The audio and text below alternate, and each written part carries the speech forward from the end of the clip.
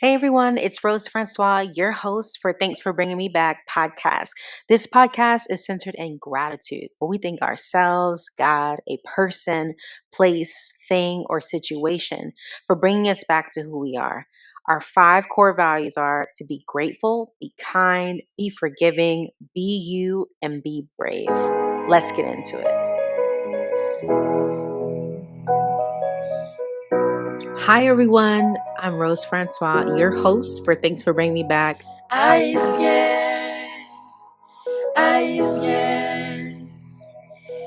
One of the most important questions many of us could ever ask ourselves is, who am I? And if you would have asked me this question 12 years ago, I wouldn't have an answer for you. I didn't know who I was. I was unsure of who I was, and I was seeking reassurance and confidence from others in my life.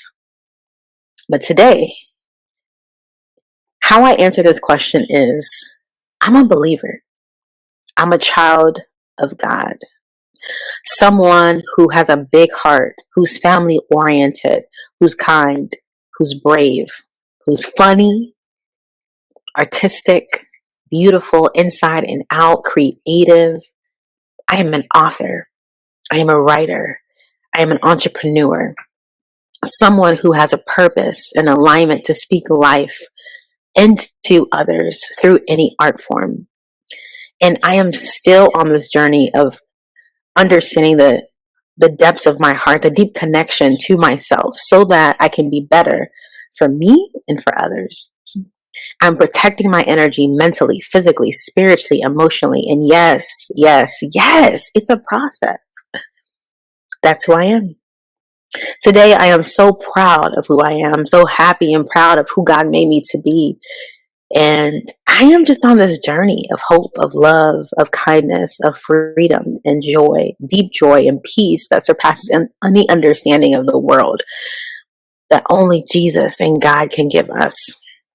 I know that I have to seek ye first his kingdom and his righteousness, so all things are added unto me. If I know God, and the more I know God, the more I know myself because he knew me first.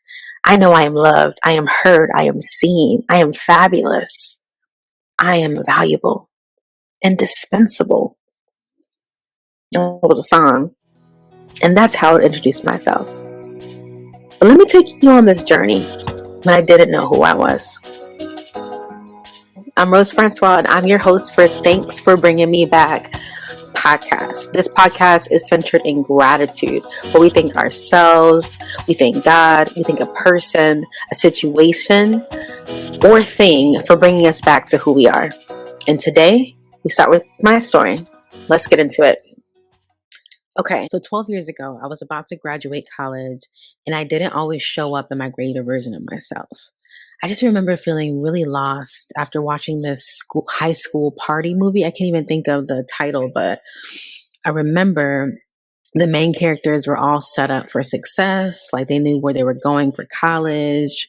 They felt good about who they were, what they were going to do. But there was another character that I identified with who didn't know what was the next step after high school, didn't know if he was going to go to college, and he was kind of lost.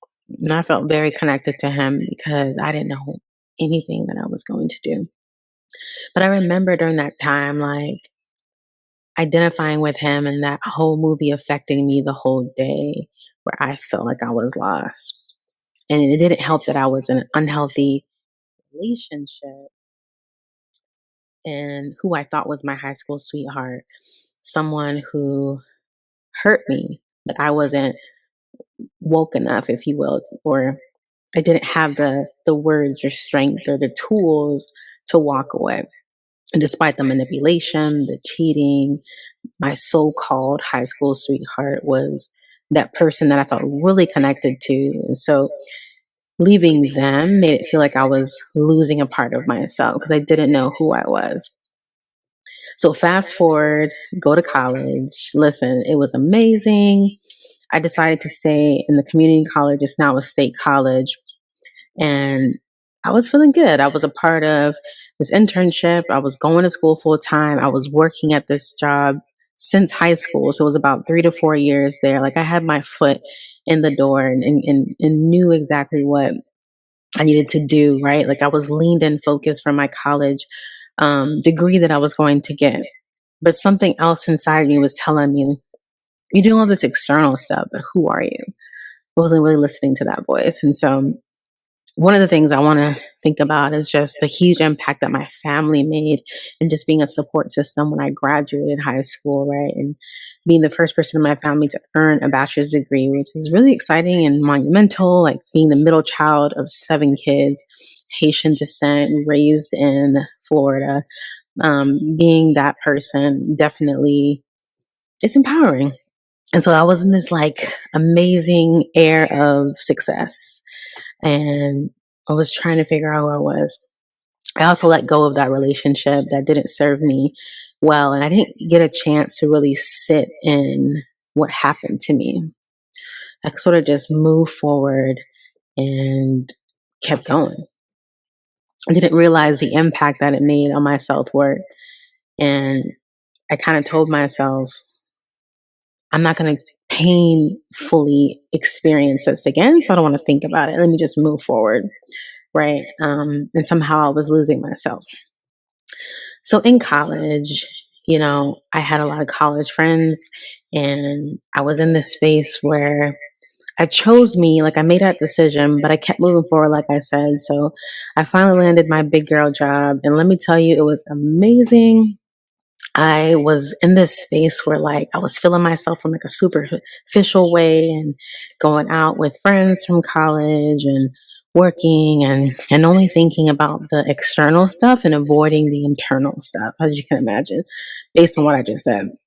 And I didn't really have the words or tools to understand what was next, right? So the choice for me was do on an external level. And I sort of just kept working. I kept focusing on or trying to focusing on this book that I believed that I needed to write ever since I was a kid, called A Haitian Cry, about the story of the Haitian Revolution. And nothing was sticking for me for some reason. And also just, seeing my family when I was able to and entertaining the attention of men. And, this big girl job really helped me understand like what it meant for me to be in like the workforce and the corporate higher ed space, if you will. And I started to date again and I knew I wasn't ready. I think I even told that to the person that I dated and I still did it. I still went into it. But I think we both regretted it, right? In the midst of like our early love journey, going into that decision in a rash way wasn't the best. It wasn't the best decision, especially for me as I think about moving so quickly after I got my big girl job to Miami and how that negatively impacted me by leaving my family so quick, leaving my boyfriend at the time. And it was just fast, just go, go, go, go, go, go. That was me. The Energizer Bunny, y'all know that looks like that was literally me, just like go, go, go, go, go, go. No slowing down, no protecting my energy. Like I was straight go, go, go. And so I was in Miami. It was the hardest years of my life, y'all. I got a near-death experience in a car accident. I literally felt homeless because I was living in Airbnbs. I was trying to find a place to live, right? I felt soulless at work because no one knew who I was. I had to build this reputation and I knew who I was. I knew what I was capable of, but no one really knew that. It felt really draining. And I kept thinking, like, how do I start again? How do I get out of here? I'm either going back to Jacksonville or I'm going to Los Angeles, right? Because I wanted to go there. And so I applied to this job, got accepted, and I started this new world for me. And I thought, like, this is the space for me to really blossom into the person that I always wanted to be, not just externally, but internally, like become this whole person, to be purpose driven, to publish my book, to be around this art scenery, if you will. Like, this is my moment. Like, this is my breakthrough.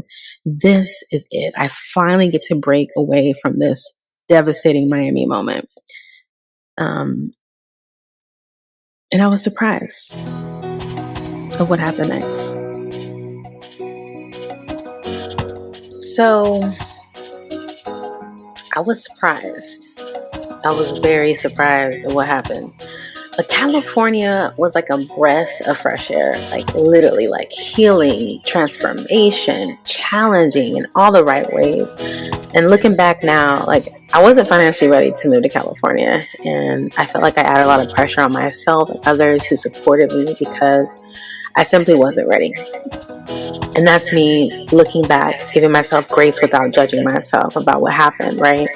But the pain from my so-called high school sweetheart began to like creep in as I tried to make things work with my ex, right? I wish I knew what I know now back then, because I wasn't able to connect. And when I say connect, I'm talking about like not just general connection. I think I'm an incredible relationship builder, and I love building relationships with people, deep, meaningful relationships. But what happened was that I felt like it was really difficult communicating my emotions, and therefore my emotions were in this place of coldness, confusion, and stagnant in the room. And I wanted to bring life to the situation, but I needed to breathe life into me. So I met the small group at One LA Church. Shout out to One LA. I love Sarah Jakes Roberts and Toria Roberts. They're amazing. But I had this like need of like community and connection, and One LA brought that to me, and I got a connection with this small group.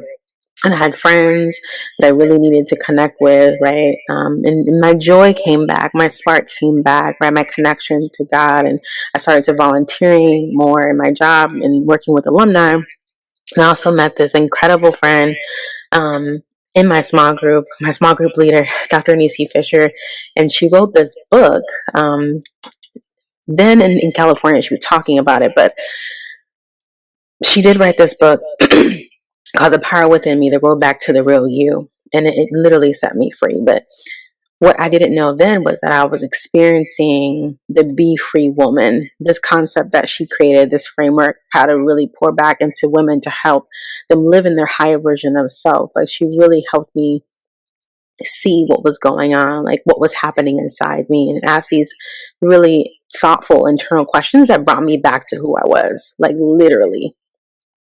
And so I remember being in this like tormented place and not really understanding what was going on. And I remember like not really connecting with the decisions I wanted to make and living in my lower version of self. And I have this picture of our friendship in California where I was walking to One LA after I got off the bus, and I was walking down the street and I just felt complete stress and anxiety all around me. Like everything was going on and things were just not going right. And I remember her pulling up in her blue Honda and was like, "Girl, what's going on?" And it just made me think, like step outside the situation and say, "Girl, slow down. You came here for this, right? Like you're still this person that you have always been, but it's time to face yourself. It's time to do what you love. It's time to finish this book," right? And so fast forward to 2020, while I was still in LA, we all know the pandemic happened. It was insane, but I felt a gut punch from God. Like I got laid off at work. The door opened for me to come back home, and I moved back to Florida, but I wasn't sure what was going to happen next, but moving back was literally the most peaceful decision I have made.